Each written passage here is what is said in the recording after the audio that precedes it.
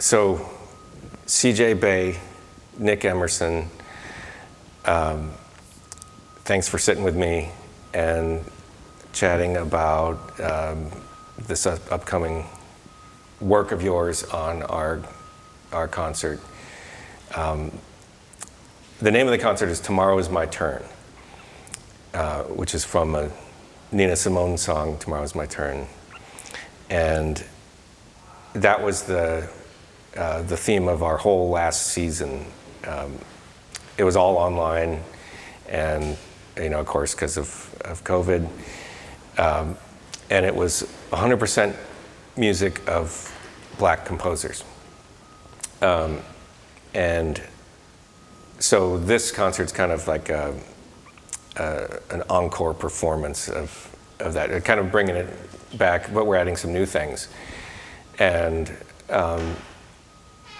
the thinking there was, I didn't want it to just be like this one thing that we did and we can cross off the list and now we're good and we don't have to do that again. It's an ongoing commitment, right? Like, so without doubt or contradiction. Yeah, and so I'm really grateful to have your participation on this concert. It's an honor for us. Couldn't do it without you, Kenji. Yeah. I couldn't do it without you. It's really, it is definitely an honor to have you on, dude. Yeah, so I wanted to ask you, you were asking about Fear No Music. Sometimes I ask myself, what does that mean today? Like if I have this group called Fear No Music, what should that mean? You know what I mean? Like, how can that serve the community? What does it mean to you to fear no music? Fear no music. It means to me.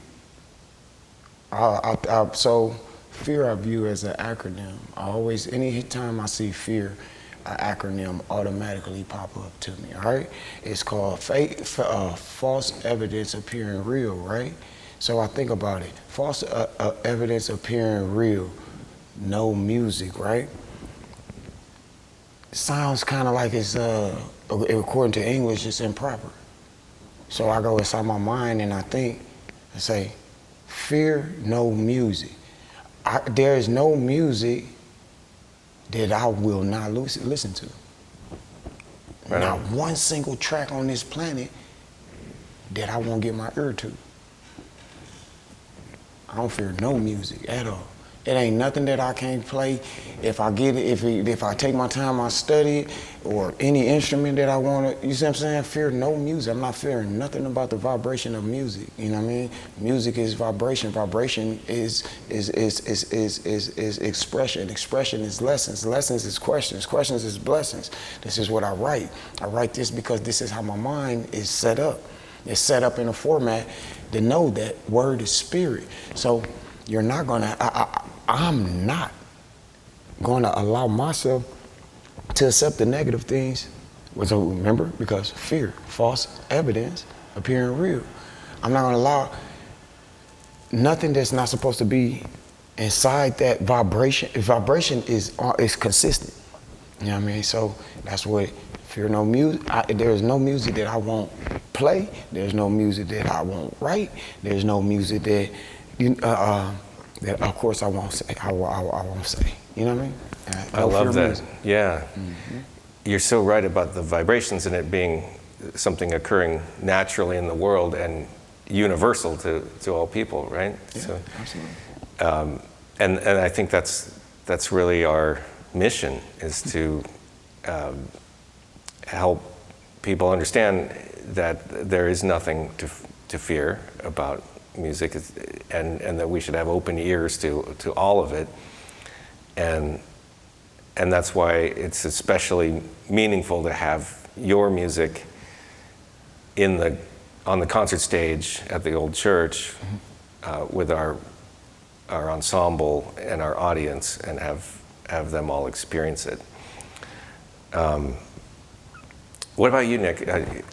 You're like in a lot of different worlds musically. How do you approach this project and the Fear No Music mission in general? I think that Fear No Music is such a wonderful play on words, because I think for me it's like three distinct things. Fear No Music. It's like, you know, we shouldn't be afraid of, you know, listening to new music. We all should be like willing to listen to music that we might be scared of. And also we should be in fear of no music. Yeah. So it's like three specific things for me. I've always loved that phrase, fear no music. And what was the first question? Yeah. Your role in this project. I mean, you're like kind of the glue that's making it come together. Well, I will say one thing. Like the first time I started working with CJ, I was completely blown away by his talent. Can you just before we were doing this, you're talking about how you guys met. It's a cool story. Do you mind telling us again? All right, so I have a neighbor across the street. His name is Brother Muhammad El, and he is a soulful man. We used to come over and jam. He's just really great at singing and just writing stuff kind of off the top of his head. So we used to play music a little bit, and then one day he's like, "Hey Nick, come here. I got this new guy. He's staying in my house. He's a musician." Da, da, da. So he came over, kind of showed me some of his stuff, and I was immediately like, "Whoa!" You know, when you meet a musician who's like extremely gifted musically, and it's just like, whoa. And I was immediately like, I'm about to produce you.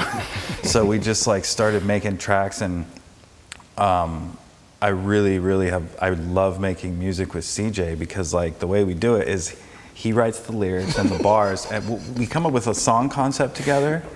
He'll write the bars, the lyrics, and then I'll create the music and do all the sound design. So it's like, so everything is kind of like gelled together, and we're doing everything together. And, you know, he's teaching me about hip hop, and I'm teaching him about like production and like, you know, composition, like kind of like bringing lots of like classical elements into this stuff. It's just really, really cool how we make music together. It's so much fun, and it happens so fast. Like we make music together. It's just like this really amazing, like how we click together when we make music. That first day we got in there for that Let My Soul Bleed, man, I think we stayed in there, man, about 9-10 hours, man. He ain't charged me a quarter, you hear me? He ain't charged me a quarter. He told me off the gate, he said, look, I'm not looking at charge. He said, man, I want to get you in here. Man, we got in there. I mean, when it comes to Nicholas, I call him the super producer. He said Nicholas Emerson is the super producer. It's funny that because Let It Bleed was our primary track that we worked on together. On Spotify. Yes, and all of this. It's out in what is it? That mixtape, Scuff to God. Volume 1. That's produced by Nicholas Emerson, and it has three of our some of our work on there. ABCs, Let It Bleed, and then is it Zombie Satellite? Oh my goodness. Yeah. And so, Nicholas Emerson, the super producer, and that's spelled S-U-P-A. Super. All right. Dude. You feel me? I got it. Yeah. CJ Bey, can you just briefly tell us your origin story as becoming the musician that you are today? I asked you just for as if you're talking to young listeners who might be curious about that.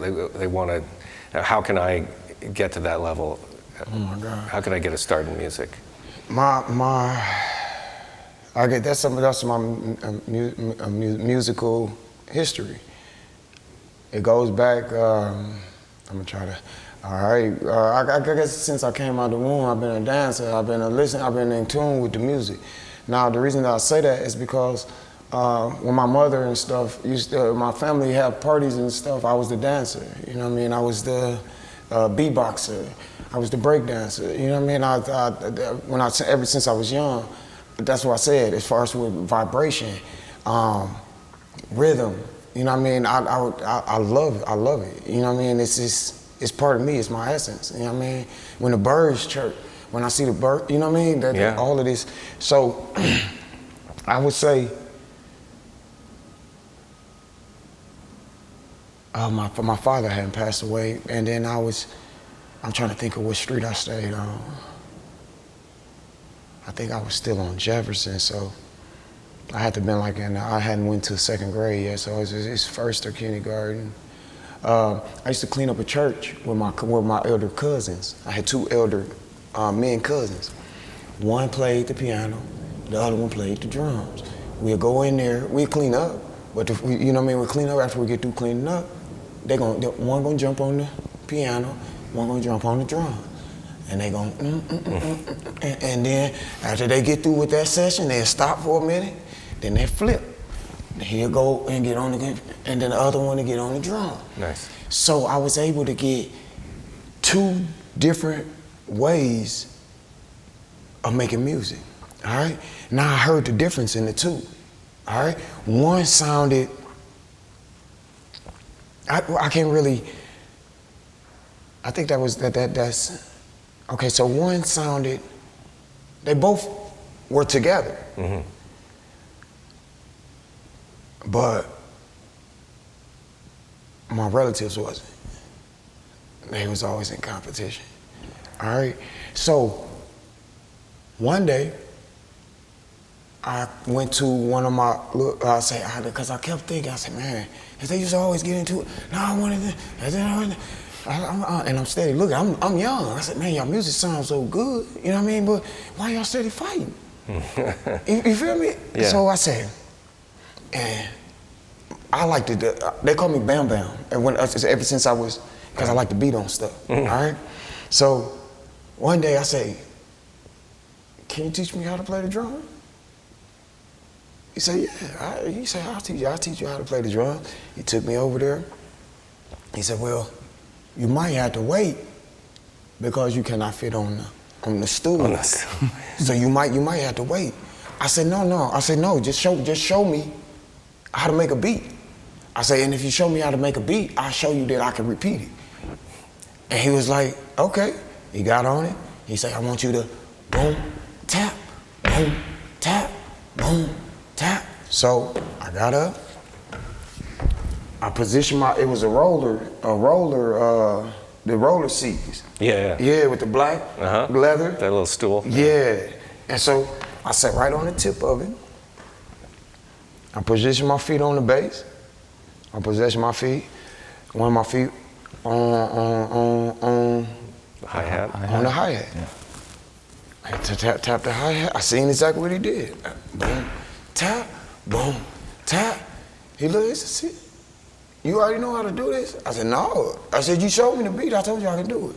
He said, "I don't need to teach you how to play the drums, CJ. You already know how to play this drum." I said, "No, I don't, Anthony. You know what I mean? Teach me how to play." He said, "Bro, you already know how to play. All you do is just gotta make your own beats." Taking the drums further, and I went when I was elementary. I ended up going through band. Oh, nice. In percussion. Oh, that's right. All right. Yeah, I almost forgot about that. Yeah, you did. Right. Percussion. So, yeah, I took on percussion, and then Mr. Keys. Man, he was cold too. I think he just not too long ago left form. But yeah, I took a liking to that. Is that like drumline? Yeah, I was basically like drumline. So I played bass. I did the bass. I did the snare. I ended up being able to exercise the cymbals, of course. The xylophone. I was able to exercise the xylophone. Middle school was kind of like an epiphany for my music, because that's when I understood myself. I started getting an understanding of myself and the words that was coming in my head. And I started to articulate them. Where I'm from, we would beatbox, you know what I mean, and then freestyle. You see what I'm saying? We had circles. I'm talking about you got maybe 5 or 6 people. And he says, hey, bar for bar, we going everywhere from 16 bars to 32 bars, depending on if a person try to cut you off because they feeling it or, you know what I mean? And you see what I'm saying? So we just cipher. Yeah. You get one to beatbox, and we gone. So our whole crew, that's what we do. We freestyle, you know what I mean? I never knew the sensation or the beauty of me writing then in middle school. I was just a freestyler. I freestyled all the way through high school. Through high school, I went through Job Corps. Didn't go through Job Corps. I didn't complete Job Corps. Ended up going to prison. And when I went to jail, when I made it to jail, that was when I gained knowledge of myself. You know what I mean? To where I didn't have nobody to talk to. I ain't had nobody to talk to. You know what I mean? I was by myself. Yeah. I did the time, so yeah, I know I was gonna be by myself. So I never forget it. I got in a fight and I got put in a hole. And it was kind of weird because in the hole you're supposed to be separated. You're not supposed to have a roommate. I had a roommate. All right. But the roommate, he was interesting because he was saying stuff to me I never heard. He used to call me Mella. I said, man, what is Mella? He said, Mella. He said, you gonna know soon. And then he was always talk about keys. And then he always called me Mo. Mo this, Mo that. And I said, what is this? But he was giving me knowledge that I was able to attain. Was he a musician? And it's crazy that you say that because he was working on the song in there. He was a musician. How did you know that? But yeah, he was a musician. And he showed me a couple of his, what he had working on. He told me when he get out, it's over with, you know what I mean? And so, make a long story short, he ended up leaving. When he left, you know what I mean? That's when I was by myself.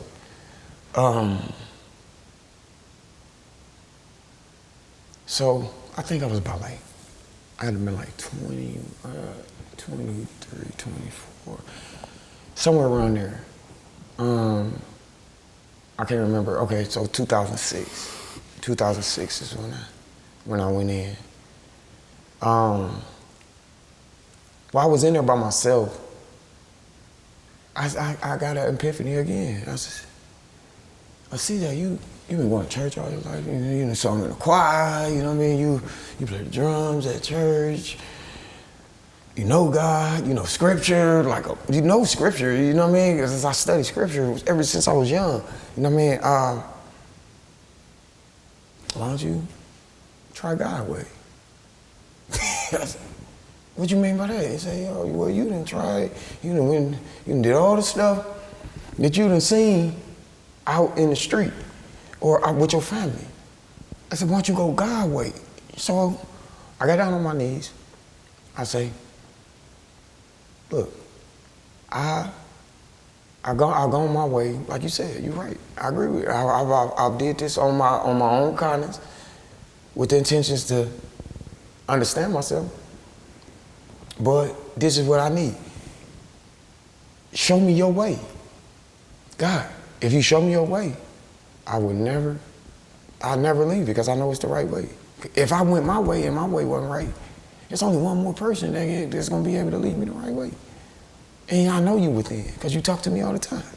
You know what I mean? I never forget it. I got up, and it was kind of like a light, and it was shining. And it shined down on this book. It was called National Sunday Law. I never forget it, National Sunday Law. It changed my whole perspective on life. It changed everything because it gave me a historical base. It showed me exactly when Christianity was created, who it was created for. The understanding of the By that time I started studying, you know, the words. So the fruits of the spirit, I'm trying to activate these, you know what I mean? While I'm here, you know what I mean? Get myself together. While, you know what I mean? I was incarcerated, so I get myself together. First thing I'm gonna do, I'm gonna stop cussing. You know what I mean? I'm gonna stop cussing. Because in the word it say, if you bridle the tongue, you can bridle the whole body. If I believe, I can't, this is what I'm telling God. If I can't believe partial or what you saying, if they say it's coming from God, I can't be partial with it. You know what I mean? So I chose not to. Every word I took heed to. If it was something that I didn't like about myself, I changed it. You know what I mean? So, make a long story short, 2010, I touched down in 2010, Portland, Oregon. You know what I mean? Like a football pass. You know what I mean? And what's so amazing to me hearing you talk about this is throughout all of it, everything, whatever situation, whatever adversity, you never stopped creating. Like you were always working and writing and. I never thought about it like that, Kenji. You know what I mean? I thought I was procrastinating. You know what I mean? I feel that what I gotta say, if I could reach the youth, you know what I mean? If I could reach the women, the elders, and they just hear what I gotta say, I think we could change the world overnight. You know what I mean? I know we can. You know what I mean? Yeah. And that's my desire. I don't want money. I'm not interested in the money. I'm not interested in the fame. I'm interested in bringing universal peace. That's it. That's all I want. You know what I mean? That's all. Right on. Outside of that, ain't nothing. Yeah. That's why I say, get my music. You listen to it. Guaranteed. If you don't learn something, I'll give you your money back. Can I ask you one thing? You're talking about freestyling. Now, you know, English is the only language I speak. Okay. And you know, I have a pretty good vocabulary. And I've been doing music my whole life. I'm totally mystified by the ability to freestyle. I don't understand how it's possible. How, can you help someone like me who just is so blown away by that ability? Yeah, it's really simple, and I hope you don't get upset with me that it's so simple. But when you look at the word rap, it explains it. It's what? When you look at the word rap, yeah, that's an acronym. Okay. Yeah, that means rhythm and poetry. Rhythm and poetry. You take this with that, take this with that. That's a fact. That's freestyle. That's organic. Nobody done that on this planet but CJ Bey right here, right now. You see what I'm saying?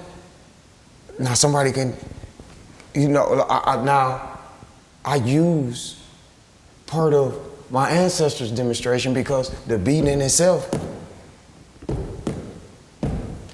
that's standard. This or that, this or that, this or that. And then freestyling is likened unto a cluster cloud. All right? When in a cluster cloud. So you take a subject matter. I was talking about peace, right? Yeah.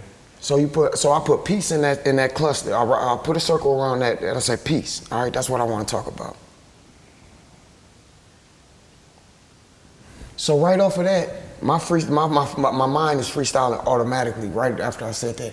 So you can I take peace like this, I take peace like that. It's a fact, no matter, I know I'm not black. Black, according to science, it means death. But I'm way more in tune with myself. Life, living, everlasting, demanding. Standing, 10 toes, you see what I'm saying? And just go wherever you want to. You see what I'm saying? That means freestyling because it's I'm free, my mind is free, but I'm bringing forth my style however I want to. You know what I mean? I could do it jazz, you know what I mean? I could do it jazzy with sing, you know what I mean? So that's freestyling is just letting it flow. You know what I mean? I got a song called Me and Nicholas Emerson, the super producer. I got a song called Let It Bleed. As I stated, I left for 2 years and went home, but I came back, all right? Now, part of my reasoning on coming back was twofold. One was I took my wife down there, and I wanted to start my institution and stuff back home first and bring it back. All right. Well, it didn't work like that because I didn't have the backing that I thought I was gonna have. So I came back to my son first because he's not 12 yet, but once he get 12, I want him to come and live with me because he's lived with his mother for 12 years. Why not let him come with me afterward? You see what I'm saying? Yeah. He's a man child, and he's okay. So with that being said, when I came back in 2020, the second fold was I had some of my homies. They got studios. Listen, for 2 years straight, I didn't write. I didn't make a beat. I couldn't. It's like I had writer's block or something. And so when I got back on the Portland ground, I wrote "Let My Soul Bleed," and I made it particularly for the reason that on me naming that track that is because I had to let my soul bleed on the things that I had to say. I say, let my soul bleed, all right? Let my soul. If I let my soul bleed, it'll be blood up to my knees. My head is so high up, it's peeking out the top of trees. It says 95% of the people love to be misled. So now I research everything I heard or ever read. I said, black, according to science, mean deaf. This ain't something I call myself. If God is love and made me to his image, then I am too. The government never treat us right. Will make you think they teach us right. Even our preachers preaching white. That darkness had to free from light. They did it wrong, we did it right. Missed the flight, so we must fight. Separation or death. We're stronger when we by ourselves. Restore our legacy through pure love of ourselves. Survive the chemical warfare that's still unjust and unfair. Let my soul Let bleed. my soul bleed. Now that's 16 right there, right? But the effect of that 16 is because COVID hit. You see what I'm saying? COVID hit, and that was, it was like, man, it stopped the world completely. Yeah. That was such a good verse too. It couldn't have hit at a better time, you know what I mean? And so, meeting up with Nicholas Emerson, the super producer, I was able, Flattered. I was man. able to let my soul bleed. He didn't charge me. He allowed me to come in there. Hit the keys, man. You see what I'm saying? Articulate your voice. Man, I need you to continue to do. You don't know who you are, young man. Come record when you want to. He like, man, as much as I can get you in here, because he had his own studio and his own demonstration. As much as I can get you in here, bro, I need you in here. Well, I gotta say that track was really, really, there was so much going on. It was like lockdown with COVID. There was like riots in the streets, just like, it was so crazy. And there were times where I was like literally crying when I was producing that track because it was so emotionally heavy for me to make that music and to just like, I was just like, we're all sitting in our house, stuck in our houses, like, what do you do, man? How do you feel like you can like contribute to what's going on? So, and making that music was really part of that for me. It was like, it was intense, man. I can hear it. It I mean, was just super intense, dude. Just those 16 bars right there, it gives me chills. Yeah, yo, it was. And that's kind of what I want to do with this concert and just in general with our group is, I mean, to me, what you're doing, you're saying you're letting your mind be free. What I just as a musician, what I'm picking up though is just the incredible sophistication musically of what you're doing, rhythmically and with the text, those words, the interior rhyming that you have in there. And man, I was blessed. My family, my native town, my struggle, my hustle, my mind. First and foremost, the creator of the universe, you know what I mean? Because I'm just a vehicle. You know what I mean? My mother and my father next. Because had I not honored, you know, the principles that they established in me, the morals that my mother gave me, I wouldn't be able, I'd be dead by now. Or I'd be in prison for the rest of my life. You know what I mean? I think we're going to wrap it up here, but CJ Bey, super producer Nicholas Emerson. Super. I really appreciate this, and we're so honored to have you join us on the 20th for this event. Yeah, much gratitude. You know what I mean? It's an honor to be here. Thank you, gentlemen. Yeah, gratitude. Thanks, Kenji. Yeah, Thanks so much.